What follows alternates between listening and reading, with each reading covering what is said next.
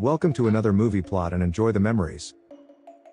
We open on Christmas Eve with the Chapman family visiting Jim's father at a mental hospital.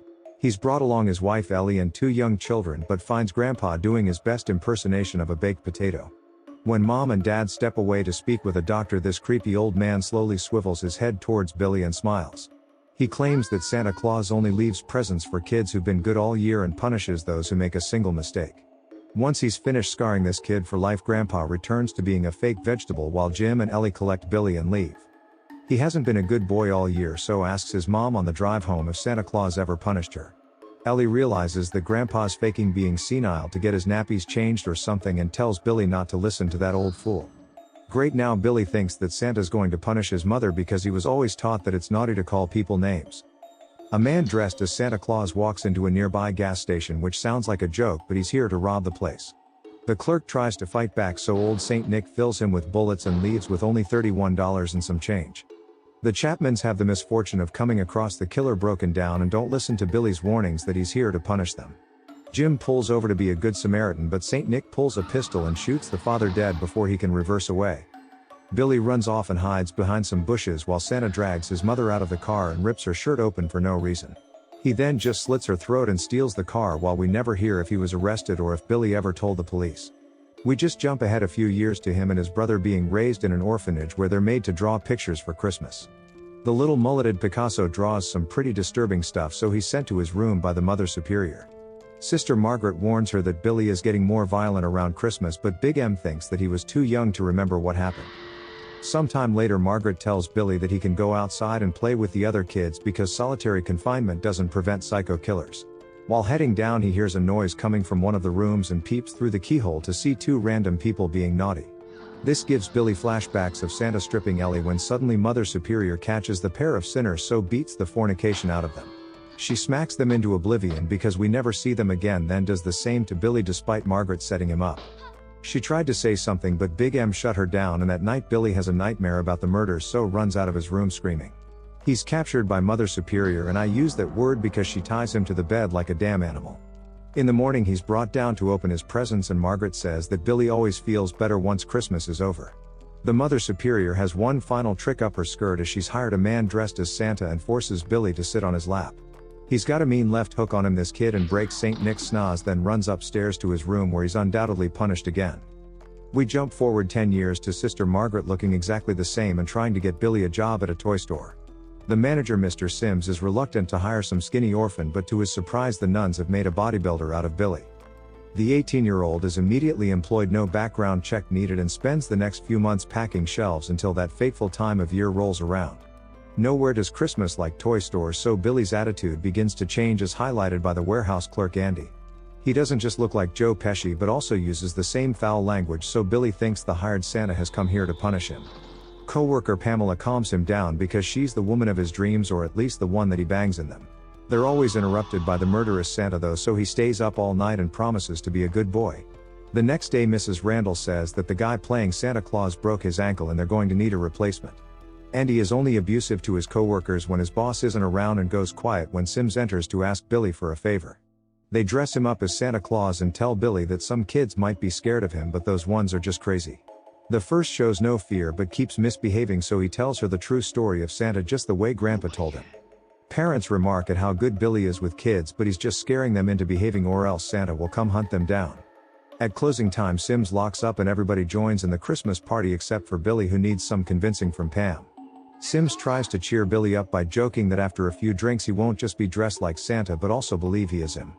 As everybody begins to get drunk, Andy swoops in and takes Pamela to the back of the store to go make out. Believing Sims' joke that he's now Santa, Billy follows the pair into the warehouse to see if anybody needs punishing. Despite Andy already getting some, he rips open Pamela's shirt and attacks her, giving Billy flashbacks of his mother. Thinking it's his job to punish the naughty, our new Santa lynches Andy with Christmas lights, not even breaking a single bulb. Pamela tries to run but Billy guts her with a utility knife as punishment for the crime of making out with somebody else. Sims hears noises in the back, so leaves Mrs. Randall to investigate, and this dude's hammered as he just stumbles around. Santa Billy pops out and kills him with a claw hammer, then cuts the lights to make it all spooky for Mrs. Randall. She goes looking for Sims and stumbles across his dead body, so runs to the front door but forgot that he locks it with a key. Trying to call the police, Billy grabs an axe and destroys the phone, then chases her around the store at a slasher pace. It's a shame this woman has to die because she's smart enough to fake Billy out, knock him over, steal his axe, but isn't a killer. She intends to use it to escape, but Billy gets up and shoots her in the back with an arrow, then unlocks the door and leaves. Hearing that Billy was playing Santa Claus today, Margaret got worried, so drives down to the store to check on him. She finds everybody dead, so informs the police, who are now on the lookout for a killer dressed like Santa Claus. 2 officers think they see Billy climbing in a window, so they race inside the house, but it's just a father surprising his daughter. The real killer arrives at Denise's home while she's making out with her boyfriend on the most uncomfortable surface they could find. She thinks she hears a noise outside, so answers the door topless during winter like you would normally do, but it's Billy. I'm not sure if that's a crime, but Santa seems to think so and chops down the front door to dish out some North Pole justice. He throws his axe, narrowly missing Denise, then just picks her up over his head and impales her on the antlers of a trophy deer. Somehow, hearing none of this over the radio, the boyfriend Tommy thinks that maybe I should check on my missing girlfriend. The moment he sees her body, Billy leaps out, but Tommy puts up a fight and knocks Santa down the stairs with a fire poker. He tries to call the cops, but old Saint Nick returns, and after a bit of a struggle he hurls Tom through a window, killing him. As Billy turns to leave, the girl's younger sister comes out of her room excited to meet Santa Claus, but maybe not this one. He asks Cindy if she's been good all year, and she insists that she is, so Billy gives her the utility knife as a present. He then leaves while we hear Cindy calling for her sister in the background to show her the murder weapon that Santa got her for Christmas. Nearby, a couple of kids are out for a late-night sled when 2 bullies arrive to begin doing what bullies do best. These 30-year-olds look like they should be at home with their wives, but instead they steal some toys from kids half their age. One slides down the hill, but when the second tries to join him, Billy leaps out and takes his head off with a single swing. The body slides down the hill at a record pace while the head follows a close second, but for some reason Billy doesn't kill the other bully. In the morning, Margaret is woken up at the police station by Captain Richards, who informs her about the 3 additional murders.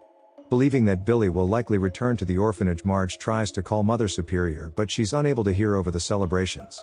Richards tells the nearby officer Barnes to go around there for a wellness check while he gets in his car and gives Margaret a lift. On his approach, Barnes sees a man in a Santa costume nearing the children, so he gets out and shouts at him, but he doesn't respond. Barnes opens fire, killing Santa in front of a bunch of children, and Sister Margaret is devastated to learn the news of Billy's fate. She soon realizes that it was a case of mistaken identity, as Barnes just shot Father O'Brien, who couldn't hear him because he was deaf. He apologizes to the Mother Superior, then goes outside to keep watch, but somebody should really take this guy's gun. He circles the building and finds the whole place secure except for a small shed with a set of stairs leading to the cellar. Finding no intruders inside, he walks back up, but is met by Billy driving an axe into his chest and tumbles back down. Mother Superior's now in a wheelchair due to declining health and tries to comfort the children, of which we learn that Richard is Billy's brother. She has him put on a record so that the children can sing Christmas carols, but Billy tricks one of them into unlocking the front door. They thought that Santa was dead, so let him inside, but Mother Superior breaks the devastating news that Santa Claus doesn't exist. As Billy raises his axe to punish the wheelchair-bound nun, he's shot in the back by Captain Richards as he arrives with Margaret. She runs over to the dying Billy, whose last words are to tell the kids they're safe now because Santa is gone.